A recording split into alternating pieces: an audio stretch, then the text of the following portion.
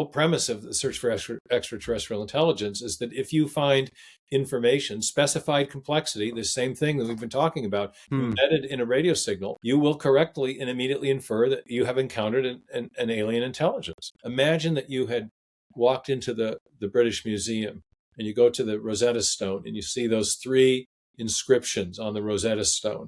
And when the archaeologists finally decoded them, they realized that they were telling the same message. I think there were 2 different Egyptian scripts and a Greek script, but they were all giving the same information.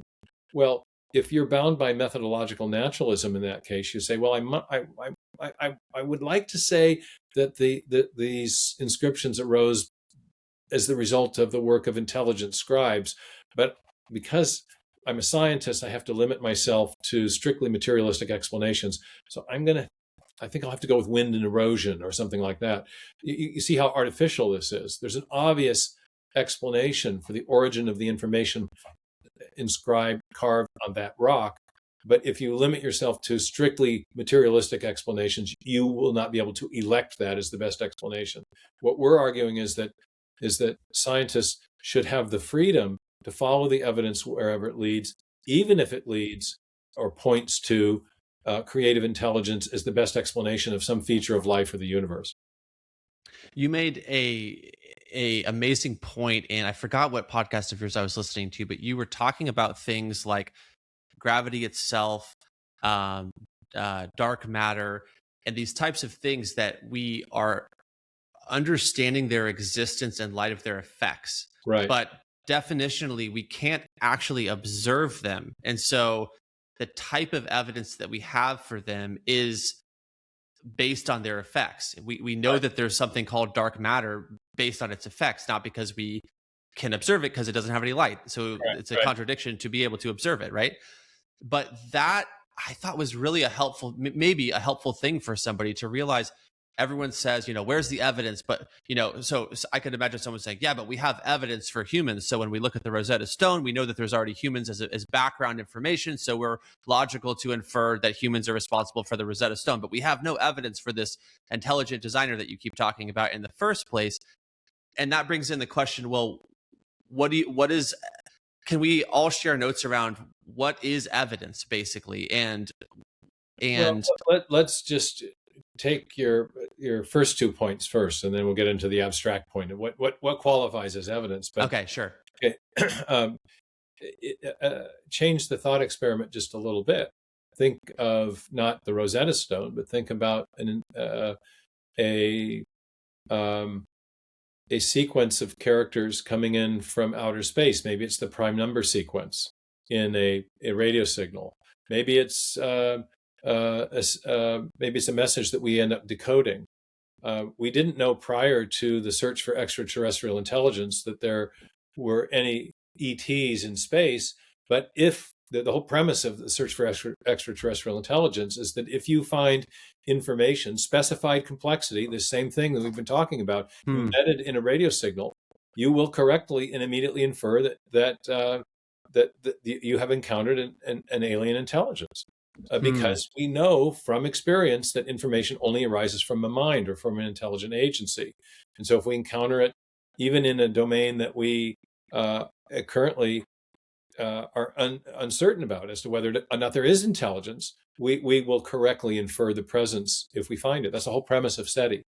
But change it again. What if you go into a cave in Antarctica and you find something from, right now we think, that anthropologists have certain ideas about how old human beings are. And that maybe there's debatable ranges for that. But what if you found something 1 billion years ago that you could date certifiably in a cave that was some kind of inscription that clearly maybe, and you could even relate the characters to some pictograms. So you could see that there was clearly representational information present.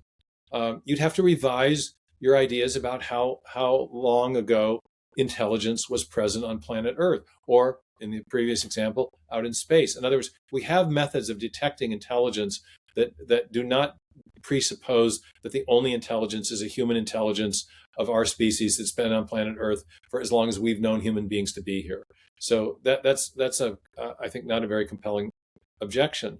In fact, I think in the video they mentioned the possibility that life had been seeded here by an alien intelligence from another planet, and Right. no less a figure than Francis Crick and even Richard Dawkins have entertained the idea that yes, we're looking at a signature of intelligence because of the information in DNA, but because the environment on planet Earth was so unfavorable to life arising spontaneously through a chemical evolutionary process, it must have arisen on another planet or been designed on another planet by an alien intelligence. So, so we are perfectly capable of detecting intelligence, even if it's not our intelligence. And so that raises the whole question. Well, life has been on the planet here for 3.85 billion years. We have evidence of genetic information in cells going way, way, way, way back. And we weren't here. It must have been some other form of intelligence other than ours. But I think ultimately the alien intelligence idea just kicks the problem back out into space, and it certainly doesn't explain something like the fine tuning of the entire universe. No being within the cosmos could explain the fine tuning of the cosmos that allegedly made its own evolution possible. So one of the things I do in Return to the God hypothesis is I take the alien intelligence hypothesis seriously and show that it is question begging with respect to the origin of life, but it doesn't at all explain the origin of the universe or the origin of the fine tuning. And therefore, the theistic design hypothesis provides a better overall explanation for both biological, physical, and cosmological origins, the whole ensemble of origins questions that we need to answer. That's so helpful. I'm so happy you brought up the SETI point, because you're absolutely right. That would change our understanding of reality, and we wouldn't call that like alien of the gap. We would be like, oh my goodness, what in the world? Yeah, we haven't found such evidence of such an intelligence yet. But inside the cell, we have the very phenomenon that the SETI people are looking for, which is specified complexity, which ought to lead us to the same conclusion, that an intelligence is responsible for the first life, that there was a master programmer for life. And I didn't get to your other point about unobservables. So let's take that on, because that's a really interesting point. Dark energy was postulated as a result of certain galactic movements that couldn't be explained by ordinary gravitational attraction. We don't see dark energy, but we posit its existence because if it exists, we can explain things we can see or can observe. And science is full of examples of inferring to unobservable realities from because of their ability to explain things we can see. And that's just, I like to say, science is indirectly inferential. We start with observables, either direct observables or things that we observe through our instruments, or maybe even other ways. And then we make inferences from those to things that we can't see. So think of the number of things that are unobservable that we accept in science. Quarks, to start with. The fundamental force of physics. We don't see them. We see their effects. Even the DNA molecule was inferred from patterns in X-ray crystallography and other biochemical experiments. I worked early in my career as a geophysicist doing seismic exploration. You infer the existence of faults and subterranean structures based on what kinds of patterns you detect when you pump acoustic waves down into the earth, and then you detect what comes back. You reconstruct an image of the earth based on the echo pattern that you get from acoustic or seismic waves.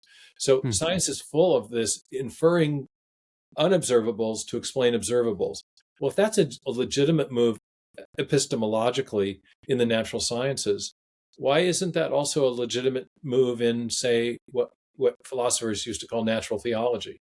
Why can't we infer the reality of a mind, or even a transcendent mind, or even God, from the things that we see?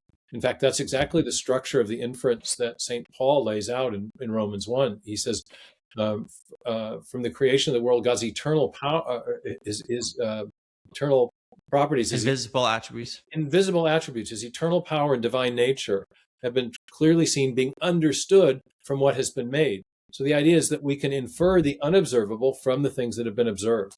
And and I think what's so powerful in our time is that with the fine tuning of the parameters of physics, and especially the information processing systems and miniature machines in cells, we're looking at the distinctive hallmarks of design systems, each of which exhibit features that we recognize from our own high-tech digital world and from our own engineering. We are being confronted with things that we recognize are clearly the products of intelligence. And so we are absolutely seeing evidence of God's divine nature, his divine. In earlier translations, it was often rendered wisdom.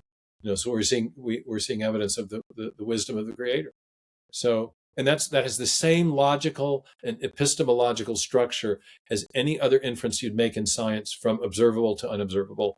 You infer it based on its you infer the unobservable entity based on its superior explanatory power. If that thing exists, if dark matter exists, if the quark exists, if an intelligent designer of information exists, we can better explain the phenomena we see than on any other competing hypothesis. Has the universe always been here, or is it finite? Here is evidence for what can only be described as a supernatural event. The universe, it bears everywhere the fingerprints of its creator. The concept of life as a cosmic phenomenon should have many consequences. The question then was, what does one do about it?